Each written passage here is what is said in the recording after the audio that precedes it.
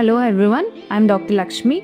I'm a board certified plastic surgeon. I'm the consultant plastic, cosmetic and reconstructive surgeon at HK Hospitals, Hyderabad. Hair transplantation గురించి తెలుసుకుందాం అనుకుంటున్నారా? దాని గురించి doubts ఉన్నాయా? So ఈ వీడియోలో నేను మీకు ఎక్స్ప్లెయిన్ చేస్తాను. హెయిర్ ట్రాన్స్ప్లాంటేషన్ ప్రొసీజర్ ఎందుకు చేస్తాము? మగవాళ్ళలో ఎవరికైతే బాల్నెస్ ఉంటుందో దాన్నే ఆండ్రోజెనిక్ ఎలోపీషియా అంటాము. హెయిర్ లైన్ రిసీడ్ అయినప్పుడు వాళ్ళకి చేస్తాం. అలానే male to female transformation, gender affirming సర్జరీలో కూడా హెయిర్ లైన్ అడ్వాన్స్మెంట్ చేస్తాం అన్నమాట.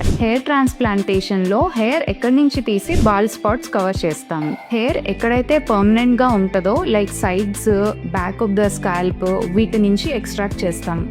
కొన్ని సందర్భాల్లో బియర్డ్ నుంచి, బాడీ నుంచి కూడా హెయిర్ ఎక్స్ట్రాక్ట్ చేస్తాం. ఆడవాళ్ళు కూడా హెయిర్ ట్రాన్స్ప్లాంటేషన్ చేయించుకుంటారా? అఫ్ కోర్స్ చేయించుకుంటారు. ఆడవాళ్ళలో కూడా మగవాళ్ళలాగా బాల్నెస్ అనేది ప్రెజెంట్ అవ్వచ్చు. సో హెయిర్ థిన్ అయిన చోట హెయిర్ ట్రాన్స్ప్లాంటేషన్ చేయించుకుంటారు. అలానే కొంతమందికి ఐబ్రోస్ కి కూడా చేస్తాం. ఆడవాళ్ళలో ట్రాన్స్ప్లాంటేషన్ చేసినప్పుడు జుట్టు మొత్తం షేవ్ చేస్తామా అని డౌట్ మీకు ఉంటుంది. అలా చెయ్యము. ఏదైతే అవసరమైన చోట అక్కడ మాత్రమే షేవ్ చేస్తాం. మిగతా హెయిర్తో ఆ ఏరియా కవర్ అయిపోతుంది.